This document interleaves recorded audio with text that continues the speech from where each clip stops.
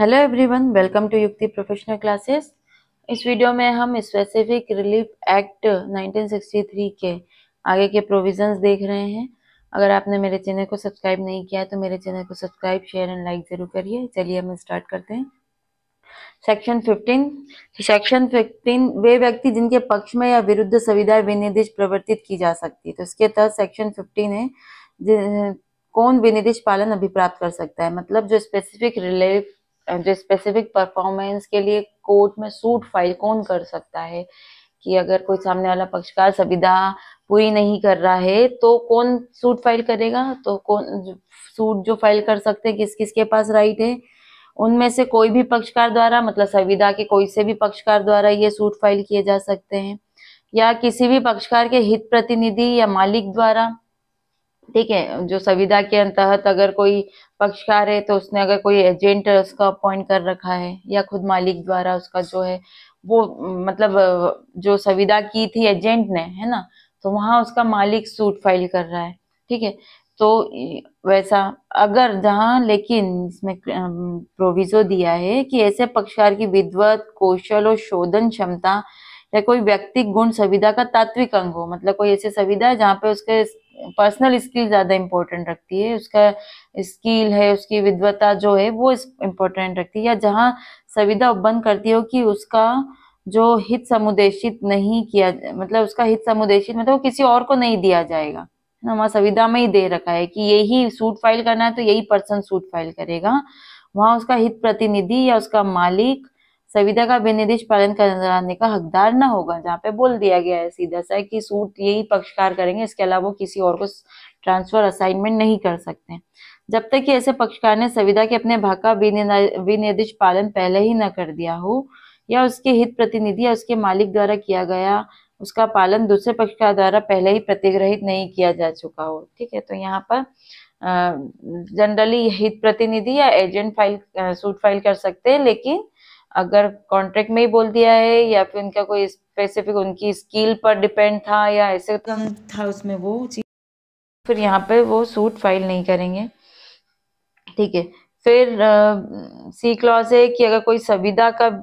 मतलब marriage agreement है, ऐसी कोई सेटलमेंट है ना, मैरिज से रिलेटेड, और या फिर कुटुंब के सदस्यों के बीच है कुछ ऐसे संदेहपूर्ण अधिकारों का कोई समझौता है, तो जिसमें डाउट वोट है कोई से ऐसे है, तो उनमें से कोई भी जो उसका हकदार है, मतलब उसमें जो हित पाने फायदा पाने वाला हकदार व्यक्ति है, कोई भी सूट फाइल कर सकता है। अब अगर कोई आजीवन अभिधारी है, मतलब कोई प्रॉपर्टी उसने रेंट पे लाइफ टाइम के लिए ले रखी है, अब उसके मरने के बाद कौन, तो बचा हुआ जो संयोग प्रयोग में कोई ऐसी संविदा की गई है ना लाइफ टाइम के लिए, तो वहां उसका शेष भोगी द्वारा, मतलब अगर जिसने की है वो नहीं रहा, उसका जो भी उत्तराधिकार जो शेष उसको भोगेगा वो व्यक्ति, मतलब उस रेंटल प्रॉपर्टी को जो शेष जो भोगेगा उस प्रॉपर्टी को, वो सूट फाइल कर सकता है। ठीक है, फिर नेक्स्ट क्लॉज में है उत्तर सह कब्जा उत्तर भोगी। अगर मतलब संविदा के तहत बोला गया है कि शर्तों के अनुसार संपत्ति पर जो कब्जा रखेगा, है ना, संविदा का विनिर्देश अनुपालन करा सकता है। मतलब उस समय सह कब्जा उत्तर भोगी, मतलब उस समय जो जैसे संविदा की गई थी, है ना, और ये किया गया कि जिसके पास कब्जा रहेगा, है ना, जो उसका भोग करेगा, कब्जा रहेगा, वो सूट फाइल करेगा। तो यहाँ पे अगर मान लो पूर्वाधिकार के साथ की गई हो और उत्तरभोगी उस प्रसिद्धा के फायदे का हकदार हो, मतलब अगर किसी की प्रॉपर्टी है वो मर गया है, उसके बाद जो भी उसका उत्तरभोगी जो भी उसका होगा, जिसके पास वो प्रॉपर्टी जाएगी, है ना, तो वो उत्तरभोगी और उसका कब्जा उस पर रहेगा, तो वो उस पर सूट फाइल कर सकता है ना। नेक्स्ट मतलब सीधा सा कि करार, मतलब जिसके पास कब्जा है वो उसका करार के शर्तों के अनुसार संपत्ति पर जिस पर कब्जा है, जो इस व्यक्ति का कब्जा है, वो उसका विनिर्देश अनुपालन करवा सकता है, तो वो उत्तरभोगी। इसके बाद है शेष के उत्तरभोगी द्वारा, मतलब अगर वारिस के रूप में अगर कोई उत्तरभोगी है और संविदाओं के शर्तों के अनुसार उत्तरभोगी के रूप में संपत्ति में हित रखते हैं वो लोग, तो यहाँ पे वो स्पेसिफिक परफॉर्मेंस करा सकते हैं। ठीक,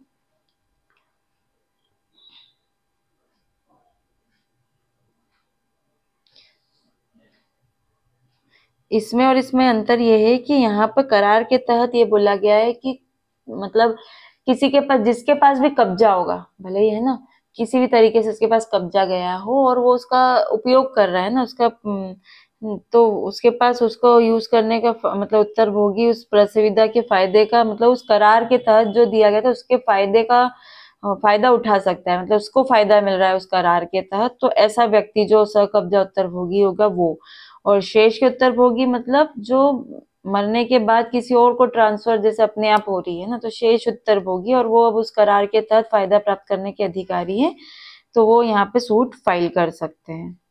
नेक्स्ट है, अगर लिमिटेड लाइबिलिटी पार्टनरशिप बनाई गई है, सीमित दायित्व भागीदारी ने कोई कॉन्ट्रैक्ट किया था और अब वो दूसरी कोई से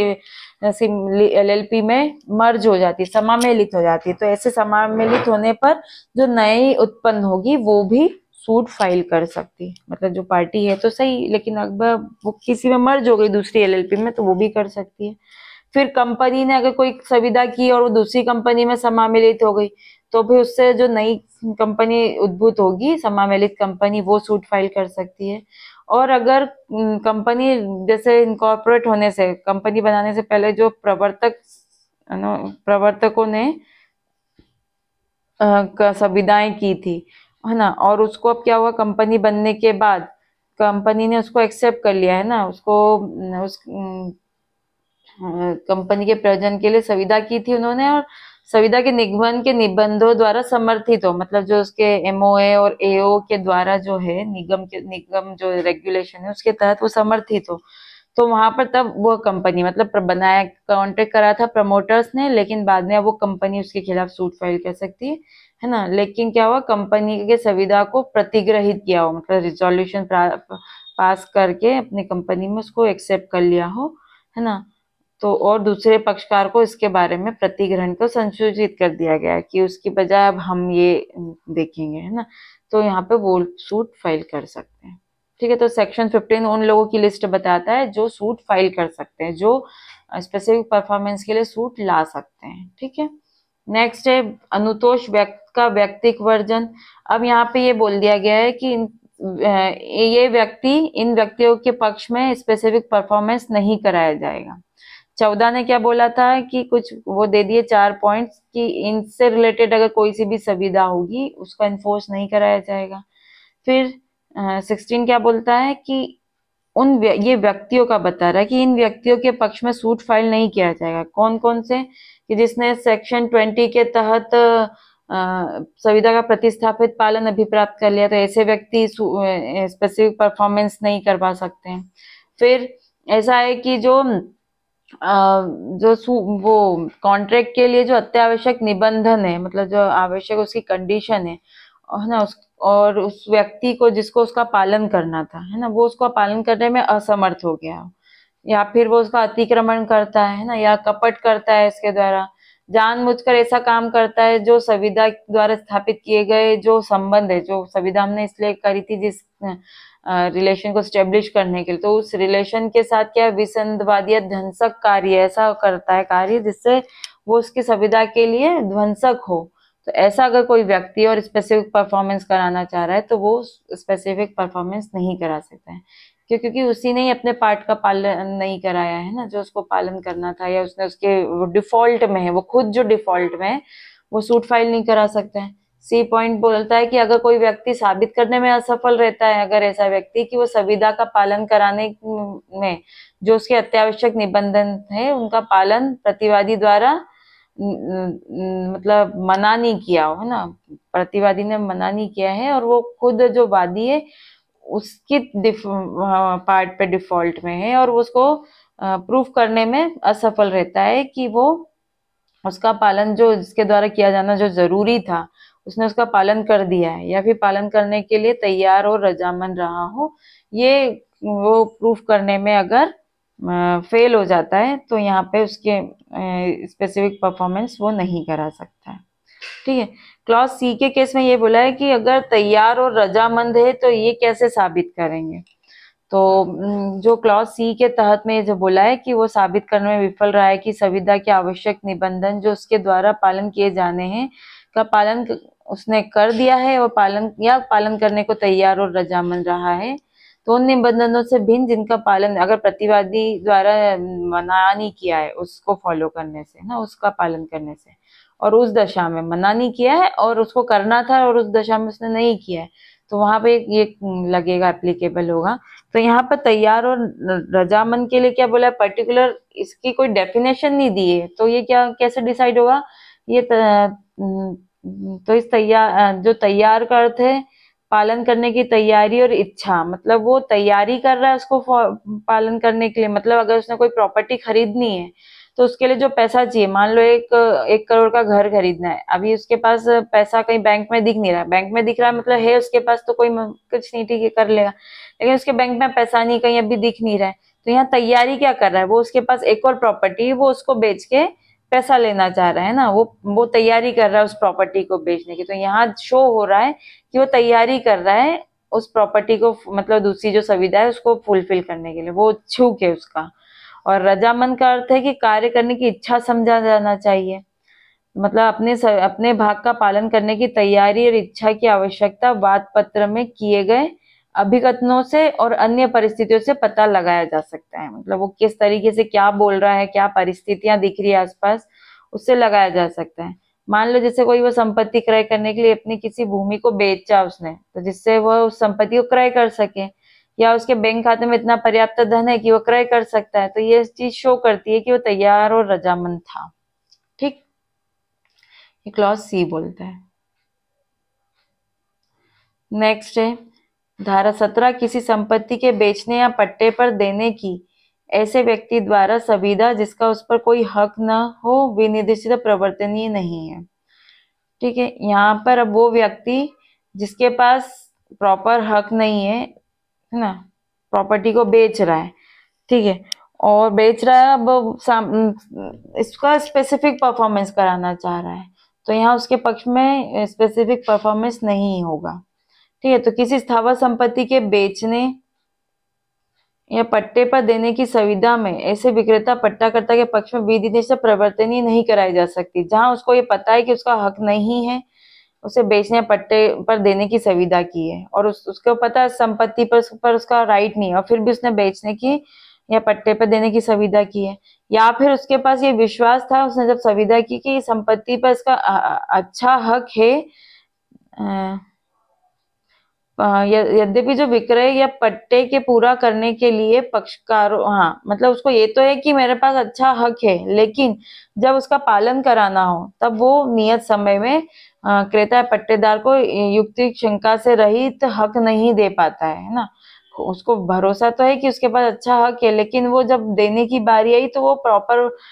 गुड टाइटल में वो दे नहीं सकता है, तो ऐसे में अगर वो स्पेसिफिक परफॉर्मेंस कराना चाहता है तो इन्फोर्स नहीं कराया जाएगा। ठीक है, सेक्शन 18 धारा 18 फेरफार किए बिना अपरिवर्तन, तो जहां पर क्या हुआ कि कोई लिखित संविदा का विनिर्देश पालन कराना है ना, वादी तो कराना चाह रहा है लेकिन प्रतिवादी क्या बोलता है कि नहीं इसमें कुछ चेंजेस होंगे, इसमें कुछ फेरफार होना अभिकथित करता है कि इसमें कुछ चेंज होगा, तो यहाँ पर जब तक ऐसा फेरफार चेंजेस नहीं किया गया तब तक स्पेसिफिक परफॉर्मेंस नहीं कराया जा सकता। तो किन दशाओं में फेरफार कराना होगा कि लिखित संविदा जिसका पालन कराना है वो कपट, तथ्य, भूल या दुर्विपदेशन के कारण अपने निबंधनों और प्रभावों से भिन्न हो जिसका पक्षकार ने करा, मतलब जिस अर्थ में जिस लिए उन्होंने करार कराया था, है ना, और अब क्या हुआ कपट या तथ्य की भूल या कोई दुरुपदेशन के कारण उस पर वैसा इफेक्ट नहीं पड़ रहा है जो करार का होना चाहिए था, या पक्षकार के बीच करार किए गए सारे निबंधन अंतर्विष्ट न हो जिनके आधार पर प्रतिवादी ने संविदा की थी। तो ऐसा है कि कपट, भूल या तथ्य की भूल या दुरुपदेशन के कारण वो जिस कारण उसको करार को कराना चाह रहे थे या जिस निबंधनों को वो अंतर्विष्ट करना चाह रहे थे वो अब उसमें नहीं दिख रही है ना, तो प्रतिवादी ने जिस आधार पर प्रतिवादी ने संविदा की थी वो नहीं दिख रहा उसको, या फिर ऐसा जो विधिक परिणाम पैदा करना था उस कॉन्ट्रैक्ट को बनाने का, लीगल रिलेशनशिप बनाने का था, लेकिन वो वैसा अब उसमें शो नहीं हो रहा, उसमें मतलब ऐसी चीज हो गई है जिसके कारण वो लीगल रिलेशन नहीं बना रहा है। ठीक है, और तीसरा ये है कि उसका एग्जीक्यूशन कर दिया कॉन्ट्रैक्ट का और उसके बाद उसके जो निबंधन है उसके जो कंडीशंस वगैरह उसमें चेंजेस कर दिया गया है। तो इस 3 केसेस में, मतलब इस केसेस में जब तक संविदा में चेंजेस नहीं कराए जाते तब तक उसको स्पेसिफिक परफॉर्मेंस उसका कराया नहीं जा सकता। सेक्शन 18 ये बोलता है। नेक्स्ट सेक्शन है 19, पक्षकारों के और उनसे व्युत्पन्न पश्चातवर्ती हक के अधीन दावा करने वाले व्यक्तियों के विरुद्ध अनुतोष। हमने सेक्शन 15 में पढ़ा था कि कौन इन्फोर्स करा सकता है, अब किसके विरुद्ध इन्फोर्स कराया जा सकता है ये सेक्शन 19 बताता है। ठीक है, स्पेसिफिक परफॉर्मेंस किसके विरुद्ध इन्फोर्स करा जाएगा, तो वो ये पार्टीज उनमें से कोई उसका पक्षकार हो उसके विरुद्ध कराया जा सकता है। ठीक है, फिर अगर सप्रतिफल मतलब किसी क्रेता को वो प्रॉपर्टी बेच दी है, उस क्रेता ने सद्भाव पूर्वक प्रॉपर्टी बोनाफाइडली इस प्रॉपर्टी को खरीदा है और उसको इस बारे में कोई नॉलेज नहीं है, तो उसको उस प्रॉपर्टी के बारे में मतलब कि ये बेच दी गई है ऐसी कोई सूचना नहीं है, तो ऐसे मूल्यार्थ अंतरिति जो है जिसने पैसों के तहत प्रतिफल देकर उस प्रॉपर्टी को खरीदा है, ठीक है, तो उसको छोड़कर अगर मतलब उससे रिकवर नहीं कराया जा सकता, उससे स्पेसिफिक परफॉर्मेंस नहीं कराया जाएगा अगर उसको ऐसी प्रॉपर्टी बेच दी है। तो उसके अलावा ऐसे व्यक्ति से जिसने ऐसा व्यक्ति जो दूसरा व्यक्ति जो उससे व्युत्पन्न ऐसे हक के अधीन दावा कर रहा हो जो संविदा के पश्चात उद्भूत हुआ हो, मतलब उसने संविदा करने के बाद अगर किसी और व्यक्ति में उसका अधिकार उत्पन्न होता है तो ऐसा व्यक्ति से रिकवर कराया जा सकता है। तो यहाँ जो कोई व्यक्ति हक के अधीन दावा कर रहा हक के अधीन जो है पॉइंट बी, इसमें ये क्या बोला है कि ऐसा मूल्यार्थ अंतरिति मतलब इसके बारे में अनभिज्ञ जो नहीं है उसको छोड़कर, अगर मान लीजिए इसको ऐसे समझिए एग्जाम्पल से, मान लीजिए कि जो राम है उसने श्याम से एक जमीन खरीदने का कॉन्ट्रैक्ट किया। ठीक है, तो ये मान लो राम ने परचेस के लिए कि एक जमीन परचेस करनी है किससे, श्याम से। ठीक है, श्याम उसको एक से खरीदना है, लेकिन अब यहाँ पे अनुबंध हो गया, संविदा हो गई। ठीक है, अब श्याम ने क्या किया, मोहन को ये जमीन दे दी। ठीक है, यहाँ मोहन को पता है कि ये ऑलरेडी बेच दी गई है या उसको सूचना है इस बारे में। ठीक है, तो अब क्या राम क्या करेगा, स्पेसिफिक परफॉर्मेंस क्या करा सकता है, मोहन से करा सकता है। तो ये इसका इस लाइन का यही अर्थ है कि अगर हाँ मोहन को पता नहीं होता, सद्धन उसने प्रतिफलार्थ धन सद्भाव भाव पूर्वक दिया है और उसको कोई सूचना नहीं है तो ये इन्फोर्स नहीं करा सकता, फिर ये इन्फोर्स इसी के कराने के लिए बोलेगा। लेकिन अगर इसे नहीं पता है और तो इन्फोर्स इस व्यक्ति से कराया जा सकता है। तो इसमें यही बोला गया है कि ऐसा कोई दूसरा व्यक्ति जिससे व्युत्पन्न ऐसे हक के अधीन दावा कर रहा हो, मतलब अगर वो कॉन्ट्रैक्ट हो गया उसके बाद उसका हक उत्पन्न हुआ है, मतलब उसने जैसे राम ने श्याम को से खरीदने का कॉन्ट्रैक्ट कर लिया, लेकिन श्याम ने क्या किया, कॉन्ट्रैक्ट तो हो गया, अब इसके बाद एक हक और उत्पन्न हुआ, श्याम ने मोहन को बेच दिया तो मोहन के पास राइट हुआ कि वो रिकवर करे। लेकिन यहाँ पर मतलब एक कौन यहाँ पे स्पेसिफिक परफॉर्मेंस कौन करा सकता है, राम मोहन से भी करा सकता है। ठीक है, तो यहाँ पर ये दिया है। तीसरा पॉइंट जो है ग, ऐसा कोई व्यक्ति जो एक हक के अधीन दावा कर रहा हो जो हक यद्यपि संविदा के पहले का हो, मतलब कोई व्यक्ति है उसके पास राइट है संविदा करने से, किसी व्यक्ति के साथ संविदा करने से पहले ही उसके पास राइट था, वादी को भी इस बारे में पता है कि उसका राइट है इस पे, और प्रतिवादी के पास क्या था, उसको विस्थापित किया जा सकता, उसको हटा सकता था वो, है ना, तो ऐसा राइट था तब भी, है ना। तो ऐसा व्यक्ति जो इसके तहत राइट मतलब रखता है, दावा करता है, उससे भी स्पेसिफिक परफॉर्मेंस इसके विरुद्ध लागू कराया जा सकता है। इसको भी जैसे ए है, मान लीजिए ए बी से एक प्रॉपर्टी खरीदना चाह रहा है, अब उस प्रॉपर्टी पे ऑलरेडी सी का भी कोई सा राइट है। ठीक है, अभी कॉन्ट्रैक्ट नहीं हुआ है ना, ए को इस बारे में पता है कि इस प्रॉपर्टी पे सी का राइट है। ठीक है, अब इन्होंने कॉन्ट्रैक्ट कर लिया है, तो अब क्या हुआ, ये जो सी का राइट है, ए को जो वादी है हमारा, वादी को पता है कि सी का इस प्रॉपर्टी पे राइट है, प्रॉपर्टी बी की है। ठीक है, बी इसको हटा सकता था, प्रतिस्थापित कर सकता था। ठीक है, और कॉन्ट्रैक्ट कर लिया। तो अब यहाँ पर ए जब है ना, क्योंकि यहाँ पे ये दावा कर सकता है अपने इस राइट का, है ना, तो यहाँ पे बी स्पेसिफिक परफॉर्मेंस के लिए सी को भी इनको मतलब बाध्य कर सकता है कि वो स्पेसिफिक परफॉर्मेंस करे। थर्ड है, नेक्स्ट है कि अगर एलएलपी है ना, उसने कोई कॉन्ट्रैक्ट किया है और बाद में वो दूसरी एलएलपी में मर्ज हो गई है, तो जो नई आई है जो एलएलपी, वो उसके विरुद्ध स्पेसिफिक परफॉर्मेंस कराया जा सकता है। ठीक है। फिर नेक्स्ट है कंपनी से, अगर एक कंपनी है और वो दूसरी कंपनी में मर्ज हो जाती है और जो नई कंपनी बन के आएगी उसके विरुद्ध किया जा सकता है। सेम नेक्स्ट है प्रवर्तक, जो प्रमोटर्स है उन्होंने कोई कॉन्ट्रैक्ट किया है और वो फिर कंपनी उसको अगर एक्सेप्ट कर लेती है, ठीक है, उसके जो मेमोरेंडम एसोसिएशन जो है एओए एमओए, उसमें उसको निगमन द्वारा उसको समर्थित हो गया है और उसको कंपनी ने एक्सेप्ट कर लिया और इसकी सूचना दूसरे पक्षकार को भी दे दी गई है, तो फिर यहाँ पर उस कंपनी के विरुद्ध इन्फोर्स कराया जा सकता है। चलिए, आज के लिए इतना ही, मिलते हैं नेक्स्ट वीडियो में।